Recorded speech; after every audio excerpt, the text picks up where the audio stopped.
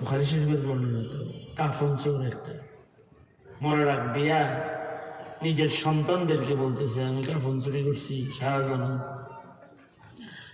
আমাকে আমি মৃত্যুর পরে আগুন দিয়া জ্বালায়া দিবা, জ্বালায়া ছাই হয়ে গেলে এই ছাইয়ের অর্ধেক বাতাসে উড়াইয়া দিবা, অর্ধেক পানিতে ভাসায় দিবা। সন্তানরা তাই করছে। মৃত্যুর পরে এই কাফন চোরা মরণ হয়েছে, পরে সন্তানেরা তাকে পোড়াইছে, পোড়াইয়া ছাই বানায় অর্ধেক বাতাসে উড়াইয়া দিছে, অর্ধেক পানিতে ভাসাইয়া দিছে।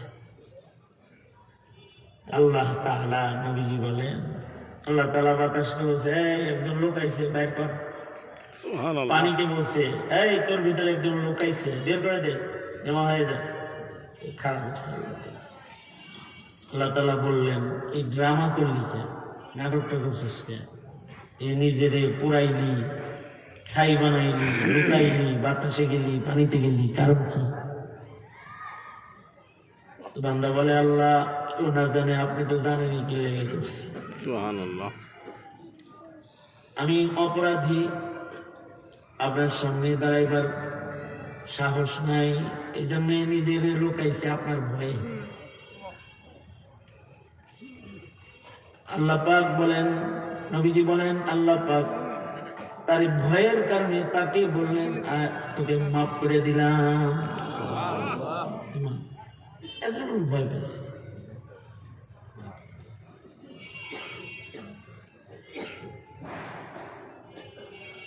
ইবনুল হাজার আসকালানী রাহমাতুল্লাহি আলাইহি আজব একটা কথা বলছেন, এটার ব্যাখ্যা, সেটা হলো খালি ভয় পায় না, সে মুনকিরে বাস বাদাল মউত, কেউ যদি বাস বাদাল মউত এটাকে অস্বীকার করে তাহলে তো সে বেঈমান। ঠিক, সে তো বলতেছে আমার পানিতে আর বাতাসে উড়াইয়া দিবে, তার মানে কি সে এটা মনে করতেছে যে আল্লাহ তাআলা আমার আর বাইর করতে পারবো না। যদি তার এই অবস্থা হয় তাইলে তো তার ঈমানই নেই।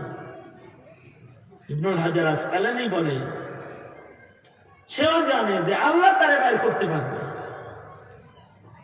তার ঈমান কামিল, কিন্তু তারপরেও সে এটা করছে কেন?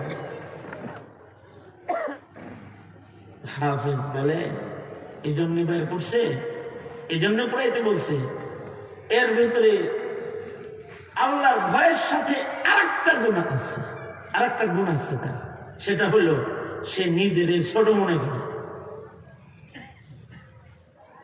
সে মনে করেছে যে আমি একটা কাফন চোর,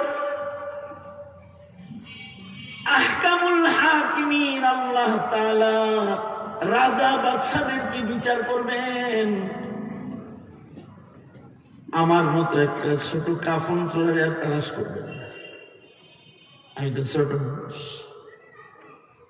নিজেকে নগণ্য মনে করেছে যে আমাকে হয়তো আমি হাজির না দিয়ে গুরুত্ব দিবে না। এটা এই যে নিজের নগণ্য মনে করছে, আল্লাহর রাসূল খবর দিয়েছেন আল্লাহ তাআলা তাকে গুরুত্ব দিচ্ছে। তার ভেতরে সিগারুন নফস আছে, তাকওয়ার সাথে সাথে সে নিজেরে নিজে ছোট মনে করছে। আল্লাহ তাআলা তার এই গুণগুলোর কারণে আল্লাহ তাআলা তাকে মাফ করে দিছে, যেটা আমাদের এখন অনেক অভাব। আমাদের ভেতরে সিগারুন নফস নেই।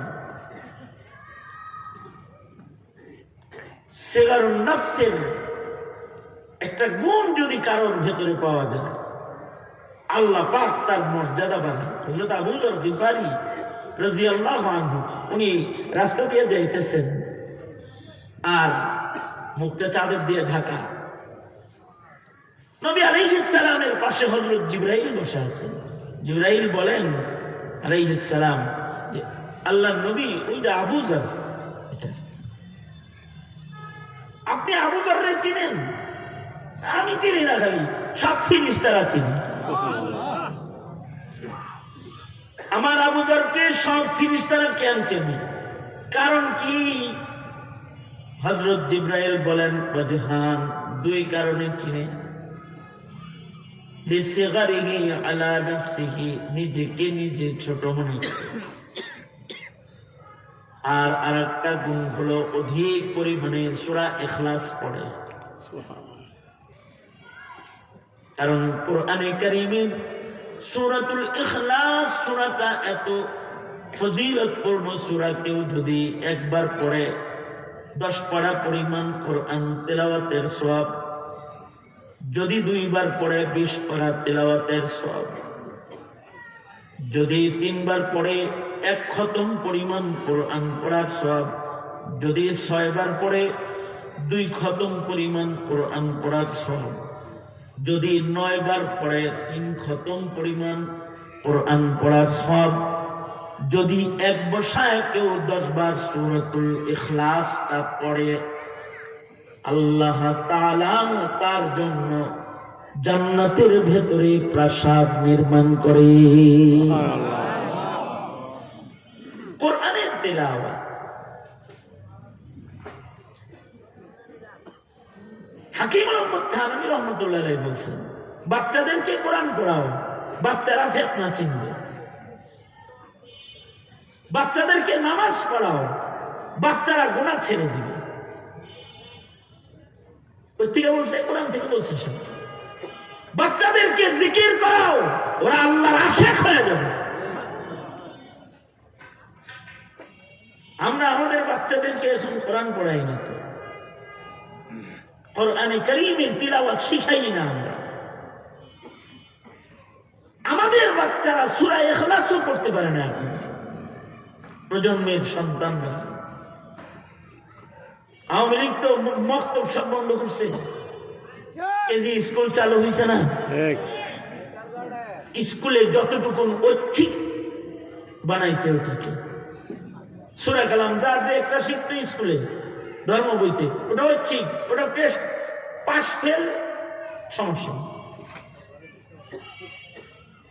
আগের মুসলমান তো কিছু সূরা পারতো, আর এখন সূরাও পারে না, একটুও পারে না। কোরআনে কারীম না পড়ার কারণে এরা ফিতনা চিনে না। হাকিম মুহাম্মদ থানভী বলেন, কেউ যদি বাচ্চাকে শুধু সুস্থ সুন্দর বিশুদ্ধ কোরআন তেলাওয়াত শিখায়, তাহলে সে ফিতনা চিনতে পাবে। ফিতনা চিনতে পাবে, কারণ যে কোরআন পড়বে সে তো অশুদ্ধ পড়নেওয়ালার পিছনে ইক্তেদা করবে না। যে কোরআন পড়া জানবে সে আহলে হাদিস মাওলানা হিসেবে ফতোয়া নিবে না, তো কোরআন শরীফ বলতে ফতোয়া নিবে কি যে রাগ করে তালাক দিলে তালাক হয় না। যে কোরআন পড়া জানবে সে কখনো হিজবুত তাওহীদের শয়তানের কাছে পড়বে না। ও তো বুঝে গেল তো কোরআন শরীফ পড়া জানে না, ও আবার মাসলা কয় কিভাবে, মাসায়েল বলে করতে।